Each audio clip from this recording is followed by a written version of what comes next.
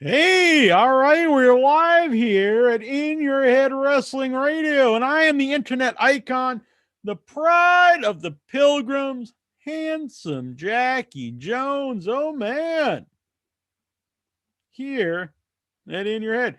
So every Tuesday night, you have live In Your Head with me and 1 inch biceps. And then here on Wednesday nights, live Jackie Jones show. So I wasn't recording, so you're gonna get two intros. Why not? All right, we're live here at In Your Head. This is the internet icon, the pride of the pilgrims, handsome Jackie Jones. Oh man, for the AEW post-show Jackie Jones show. Live Tuesday nights, In Your Head, me and 1 inch biceps.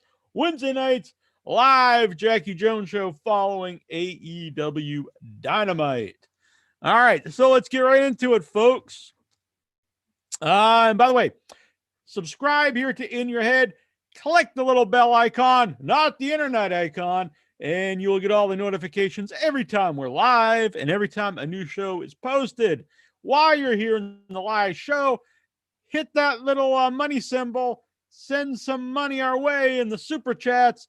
It helps pay for all the live streams and stuff going on.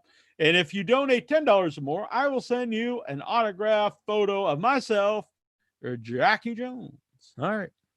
For tonight only, send me $25 super chat, and I will send you Jackie Jones, not with my picture on it, but an old wrestling t-shirt that I can no longer wear anymore because they don't fit me. Let me know if you want anything from 2X, 3X. I don't know if I have any 4X left. A 2X or a 3X, let me know. It'll be a random shirt, and I'll throw in an autograph photo as well. All right, so let's get right to this AEW Dynamite for November 18th. Young Bucks versus Top Flight opens the show. So last week, they promoted this Top Flight, who I was not familiar with. I'm a bad AEW fan. I don't watch Dark. I'm going to remedy that. I'm going to start watching Dark. I like the idea of establishing new talent on the other show on Dark, and then eventually going to AEW on the main show Dynamite. I do think that you should show a little bit of vignette or something for people like myself who aren't familiar with the talent on Dark. That being said, they did that tonight.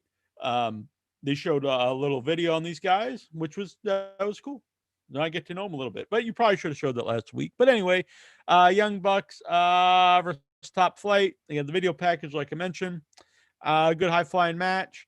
Either Matt is a really good seller. I know he really is injured, but he looks in pain when he's doing stuff. So if he really is if that leg is pretty bad, Matt Jackson, he probably shouldn't be wrestling. But either way, if he's not as he must not be as bad as they make it out to be. It is good selling. For people who say he can't sell, I was watching and thinking, man, this guy looks in pain. There's a near fall from a roll up, which I actually thought maybe Top Flight was going to win, which is pretty well done because I really thought, going in, this was a clear victory for the Young Bucks. It was on their move. More bang for the buck, for your buck. I'm trying to write down these names of the moves so I can be the next Excalibur. The one with the V trigger. Good match. Good high flying match. It's weird, like their debut match is a title match versus the Young Bucks, but it was a good showcase, good match. And it wasn't, even though I wouldn't say it's a squash match, it wasn't as competitive as sometimes when they have like an established act in AEW versus, not I want to say a job team, or a job character, but someone who's not established. But this was really the Young Bucks really had most of the offense, but they didn't squash Top Flight. It also made sense that Top Flight had some offense because Matt is injured. So this match worked. It was fun. Jack Evans and Helico come in and beat up Top Flight. So I guess we're gonna go into that feud. It's a little strange to me that you debut versus the tag champs in a title match, and then a team would run in and beat up the guys that lost the title match when they come in and try to go for the title themselves and maybe beat up the Young Bucks. But nonetheless, I think that would be a good feud. Probably should have started with that in Helico and Jack Evans, TH2 versus Top Flight. Got Top Flight over maybe in that feud and then gone on for the titles, but whatever. We'll see where it goes. Then we had our first vignette with the Inner Circle in Vegas. These were really fun. It turned into a spoof of The Hangover, but it totally worked. It was very funny. Worked for me. See now, years ago, it did take me a while to accept this part of wrestling, but really, like, if you're going to enjoy modern day wrestling, you have to accept that, like, I have this old school mentality, like, there has to be explained why camera's there, but we've gone way beyond that. So either you have to accept it or not. And if you don't like it, I totally get you. I'm not going to argue with you, but you just can't really criticize it anymore, because that's what wrestling is today. It's a different thing than what we grew up with, for better or worse. Urias, the Jackie Jones Hall of Famer, Urias here. He says, big fan of TH2. I agree. And Helico and Jack Evans are money. I agree. They're very underutilized, but I think, maybe we'll be seeing something with them. Good team. I've always liked both of them. I don't really care for their gear. What they're wearing here was fine. Normally in the ring, I'm not really a big fan of their gear. And that's a nitpick, but it's if I would say something would be their gear. So then they had a video for Boundless, the history of a revolution. Looks like a documentary about the start of AEW itself. I'm just to say, I love this. I thought this was tremendous. In just a short time, you got over some of the stars of AEW, introduced them, I think, to a new audience. I think maybe some of this stuff you could have been doing all along on AEW. I think it was the first time on air that they've mentioned that who's the big woman, the Savage, or that she's a transgender. I think that's the first time they mentioned on air. You saw Scorpio Sky. They showcased a bunch of people. Showcased really stuff from the heart. It seemed heartfelt. I think Scorpio Sky is the guy they're going to start pushing here. They kind of come and go with him. Yeah, it was done well, and I liked it kind of gave me an ECW feel. I think sometimes people really all they think about when you mention ECW is the hardcore and blood and guts and language and that kind of stuff. But to me, that's definitely part of it. I'm not going to say it's not part of it, but a big part of ECW that people overlook was the emotional connection that the crowd had with all the wrestlers and the promotion itself. And to me, this was what this was really capturing. And I'm all about it. These guys that were told, they couldn't make it or misused somewhere else, and they all get together to start this promotion and show them that they're wrong. Other people are wrong, and all about this. I like this a lot. Had a short but good promo with Moxley about the upcoming Moxley Kenny Omega match. This was brought up by Incher on In Your Head. I think Incher brought up on Wednesday. It's weird that John Moxley versus Kenny Omega is going to be on TV, free TV. And I thought I agreed with that at the time, because this is definitely a big pay-per-view match, Kenny Omega versus John Moxley. But that being said, it's also a big marquee match that I think is good to put on TV because more people see it on TV. So if you have more of the your casual audience seeing what AEW really is about, John Moxley and Kenny Omega, two of their guys, one guy from WWE, but now is really showcasing what he wants to be in John Moxley, and Kenny Omega, who I know people are going to argue, yeah, but he's in New Japan, all these things. But for the majority of American audiences, this is the first time seeing him. So, and this is like a showcase of two top AEW guys. Maybe there's going to be a big angle. It's clear Kenny Omega is a heel now, but maybe he hasn't had like the big heel turn. Maybe this is going to be it. maybe you crown Kenny Omega on the show. The point is, you put this on free TV, it's going to be more eyes on it.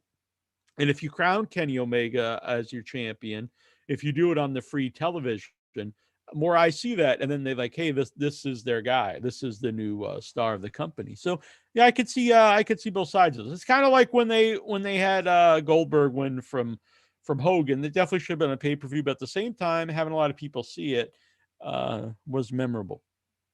And he brought up that Renee Young. He didn't say Renee Young, but he said, he's pregnant wife at home. So Renee Young's having their baby. Congratulations to them.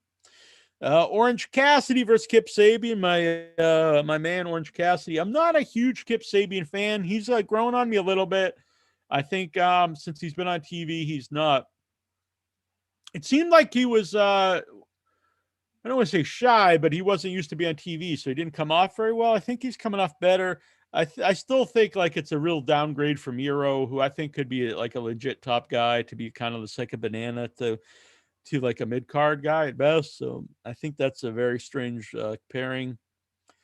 That being said, this was a good match. Orange Cassidy's my guy. As much as I love Orange Cassidy, I love AEW, I do think they had so much momentum with Orange Cassidy working with Jericho, beating Jericho in the blow-off match. Then the follow-up with him, he lost his title matches twice. I don't know about that. It's he's still very over with me, but I think they didn't capitalize on the momentum. And you sometimes you only get one shot with that. It's hard to recapture that momentum. But Cassidy won with the mousetrap, and then Mira runs in, and then the best friends run in, and you get the big schmaz, as they say. Urias says they have a similar vibe to Orange Cassidy, very fun to watch and silly. I can see it, but I think they're a little more serious though than Orange Cassidy. But I do agree that they're very fun, and I'm glad to see. By the way, he's talking about Angelico and Jack Evans, and I would like to see them more on TV. And Jack Evans is a good talker. I don't know about Angelico. I'm just not as familiar with him. So, but Jack Evans should get some promo time. So the contract signing, just a fantastic introduction for Moxley, going over all his accolades, saying unlike Moxley, he's a Wrestling Observer Hall of Fame. All this stuff was great. Just it makes him you're putting him over to the nth degree and making him very unlikable. I dig it. Kenny Omega comes out. Moxley's laid out in the back. Not sure who beat him up. Someone beat him up. Then we have a long inner circle segment. This is when it really goes in hangover territory. You got Open's drunk, MJF's drunk, and they're on top of a casino somewhere, and they've got an Elvis lookalike with them, and he's opening up his heart and soul to him. And people used to think I was a lone wolf, and then I wanted the wolf pack, and they're together. And then it goes in the next day where they're waking up, and Sammy's in a pool. He's in a pool in a fountain. Jericho's in the bathtub, I think, or maybe MJF was in the bathtub. Sammy apparently got married to 3 wives. Oh, another thing too, before the next day was Sammy's just because they were talking about being blood brothers, and he just pulls out a knife and he's like, yeah, let's be. And it was he's gonna go crazy and just cut himself open. That's pretty sweet. And then Elvis was the voice of reason. He's like, so Sammy, don't be cruel, Sammy. Don't be cruel, Sammy. You had live chickens there, proud and powerful feeding the chickens, and then you heard a baby crying, and it was Hornswoggle in a diaper. And this even made Jim Ross laugh. It seemed like a real genuine laugh when they went back to the live show, and Jericho was on commentary just very briefly. That was odd. Blade versus Pac. I think Blade and Butcher are a very underrated team, but they've been getting some more TV time, so that's good to see. Eddie Kingston on commentary. Eddie Kingston, one of the best promos in modern wrestling. Blade, like I said, Blade and Butcher underrated. Really good match. Pac's obviously very good. Blade's really good. Has a good look. I kind of like the mask look, but he's really caught. The other guys, Butcher's really big and menacing. Good team. I like them. So shooting star press into the brutalizer. And then it was pretty sweet. So Pax on comment, he grabs the mic and starts cutting a promo on Eddie Kingston. And Butcher just comes up behind him and just lays him out with a sweet clothesline. That was pretty sweet. And then just a fantastic promo, Eddie Kingston on Pac, and Phoenix runs in to save Pac, because they were the death triangle before Pac had, before the pandemic. And then so Penta comes out and they're teasing, is he going to beat up his own brother with the chair? And no, he saves his brother. So I like that. So we're going to get a 6-man match, 6-man feud, I assume. Eddie Kingston, the family, Eddie Kingston, Butcher, and Blade versus Phoenix, Penta, the Lucha Bros, and Pac, Death Triangle.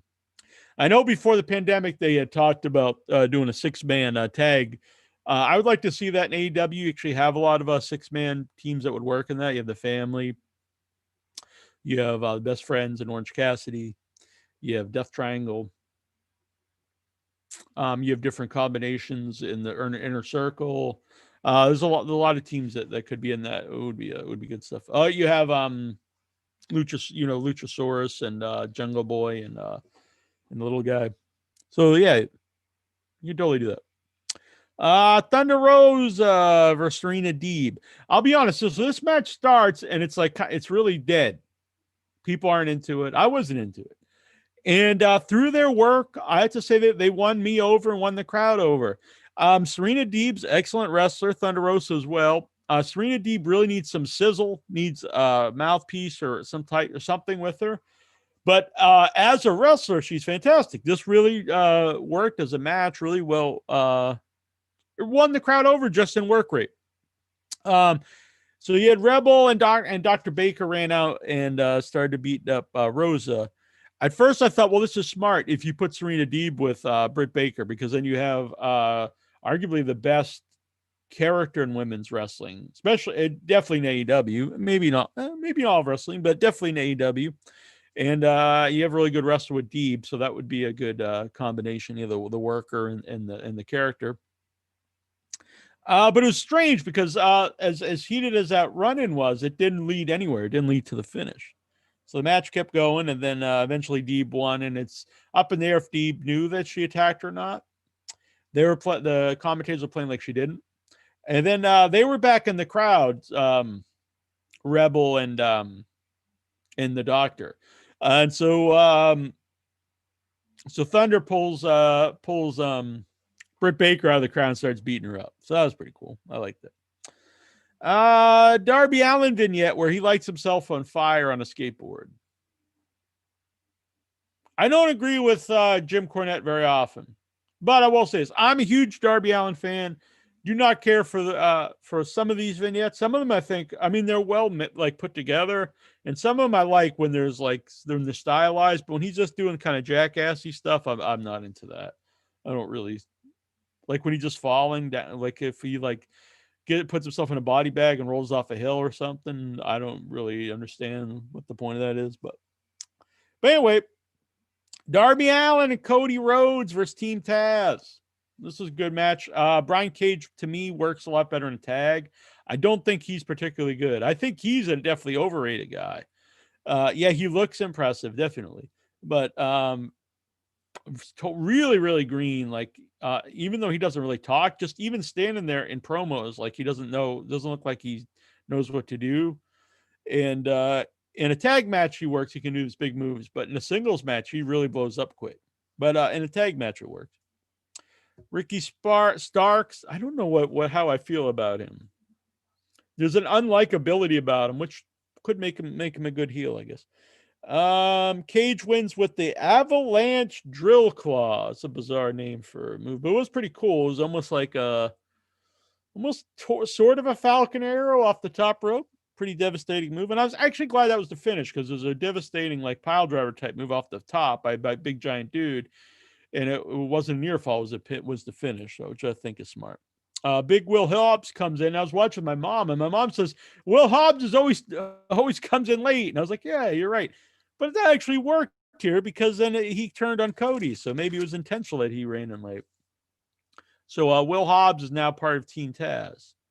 I'm not a huge current Taz fan. I don't like him on commentary, and every time because he'll do a good promo here, but then when he was on commentary beforehand, and he's real goofy, and he's even laughing at his own jokes that kind of break a character with Jim Ross, and that really takes me out of his manager role as supposedly like the heel, coach for Team Taz. I don't know. I don't love it. All right. So that was AEW. It's a good show. It wasn't like a blowaway show or anything, but I enjoyed it. I don't think there was anything I hated on the show. I think all the matches were good. I think, it progressed storylines. Really no like filler stuff. The Inner Circle stuff was fun. I'm fine with comedy on the show as long as it's funny. I found that stuff funny. So that worked for me. I'm going to pull up questions here on the Facebook group. If you have any questions or topics or comments for me, you can send them in here in the live chat or on the Facebook group. Let's see here.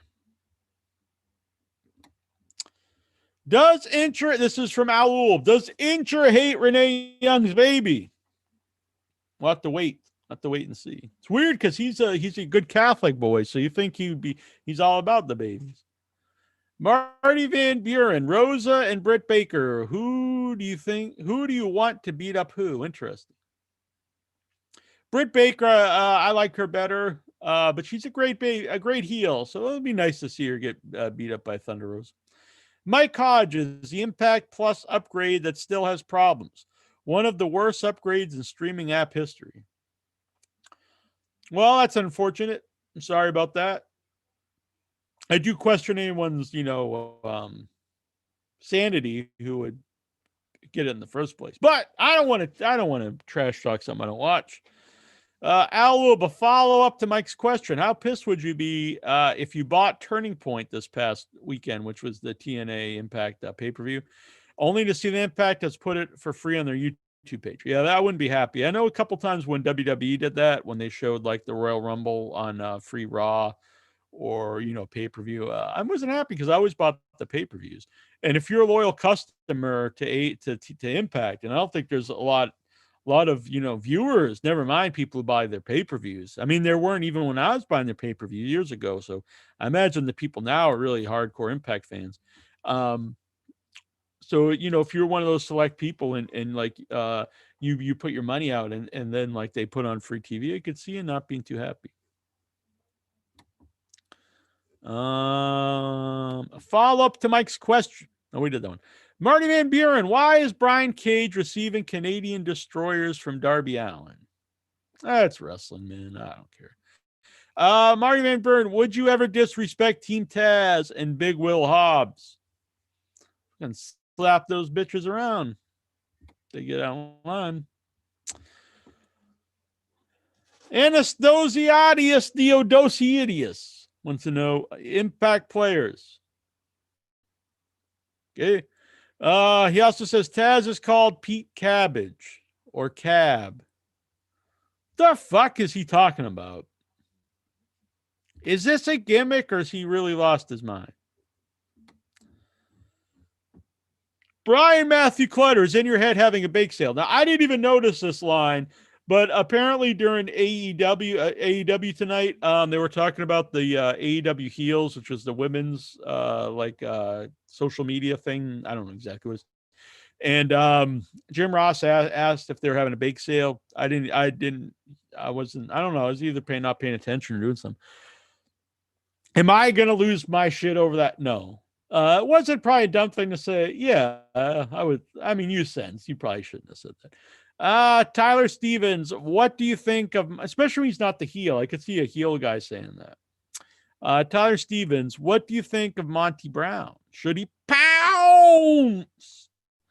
AEW, big fan of Monty Brown. It's too bad his career didn't pan out longer. He's one of the standout guys in Impact when like it had a buzz. Went to WWE and didn't do much there, unfortunately. But I think he had some, personal issues. Not like demons or anything. I think then his wife died or something. So yeah, I mean, I would like to see him come back, but I don't see it for happening. Al Lube, did AEW miss the boat by not having the honky tonk man as a fake Elvis? That's a good point. I would have dug it. Al Lube, and you totally have a honky tonk man. I'm a big honky fan. So, Al Lube, you skip Shaq's woman Vicky and Nyla Rose Pillmanizing Brandy's arm. What was that on?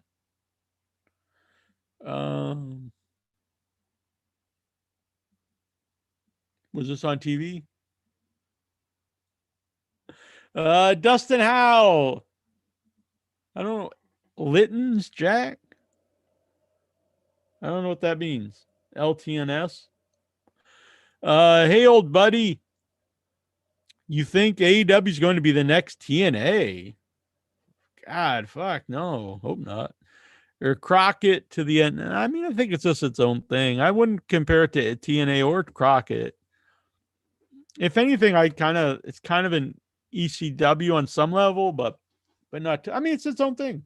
We're in a unique era of wrestling.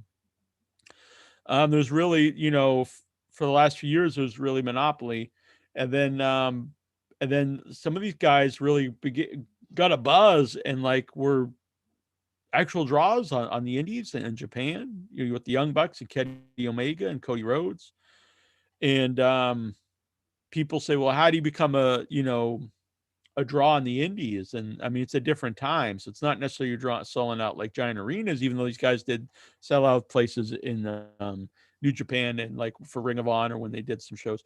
But they really put pro wrestling tees on the map and merchandise and stuff. So things are different today. And if it wasn't for those guys, for their popularity, there wouldn't be an AEW. So it's this unique thing, like these guys, grassroots wrestlers on the indies did well, and now someone with money and connections got behind them.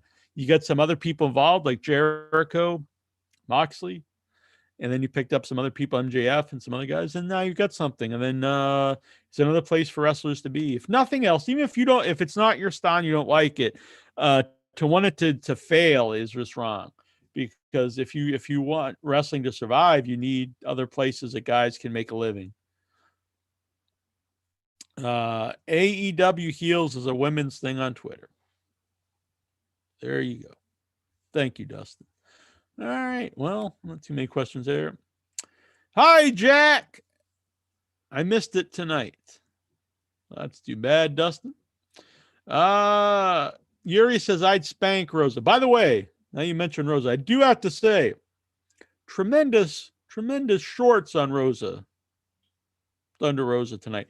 And some very good camera shots. They get in there nice and tight.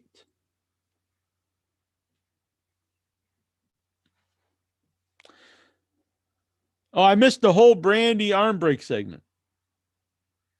I was making supper at some point, so I missed this. When did this happen? Oh, I missed it. I'm sorry. Hell, I got notes on the show, but I also had to eat. So I was making dinner at one point. I must have missed this segment. Made myself some baked hake, which is a white fish, flaky white fish, kind of like a cod. It's a little sweeter, more. It's also more delicate, so you got to be careful when you're flipping that bad boy over. And some roasted veggies. I missed the arm break, man. So let me know. I missed it. So was she on promo again? Was she better than last week? Who is this woman? Shaq's woman? I missed this. And did they break her? Oh, and so Vicky Guerrero's with her now, I guess. Interesting. So that's why they split her up. Okay. Here you go, though, if you're really interested. Here's what I had for dinner.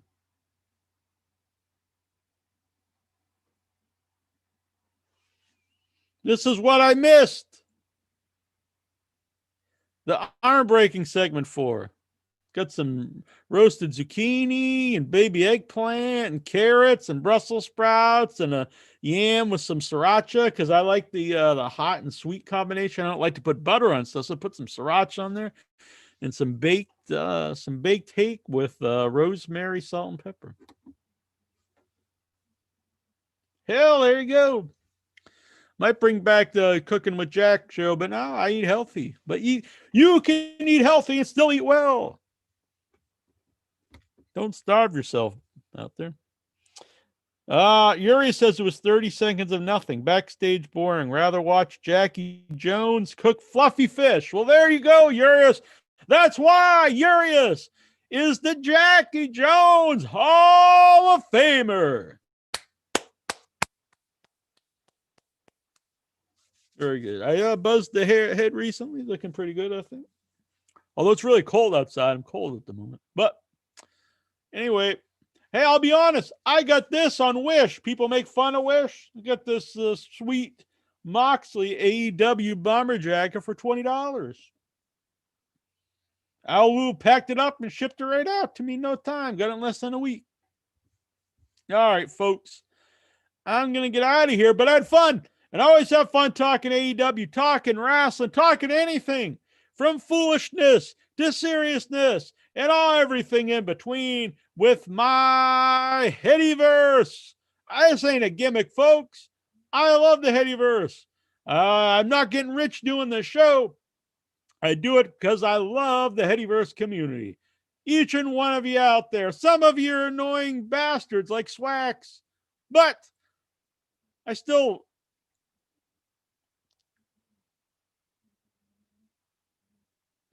love him.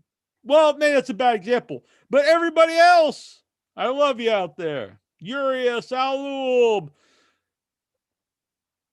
the Ultimate Beef, everybody out there, Vic Schiavone, the Song Man, Juju of the Bees, Dustin Howe.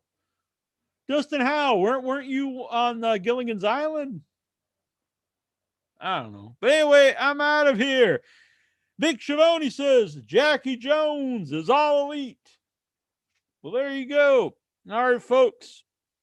Until Tuesday's Jackie Jones, Tuesday night, 9 p.m. Eastern. Me and my right-hand man, the OIB, will be here talking the wrestling. We may have a guest with us. We may not. Then Wednesday, I'll be back, the Jackie Jones show. I am thinking about, if there's interest, let me know. Email me at iwatchwrestling.com. $5 a month. I was thinking about you'd subscribe to the Jackie Jones YouTube here, Jack IYH on YouTube. $5 a month, and I'll do a live review after Raw. This year after AEW, maybe after the pay-per-views. If there's enough interest, make it worthwhile for me to do. Not trying to break the bank, but hey, if you're interested, let me know. Maybe I'll start up. All right, I'll see you guys next week. Bye. Don't forget, subscribe and hit the bell icon, not the internet icon, and you'll get a notification every time we're live. Or even if there's a new video that pops up. Do it up.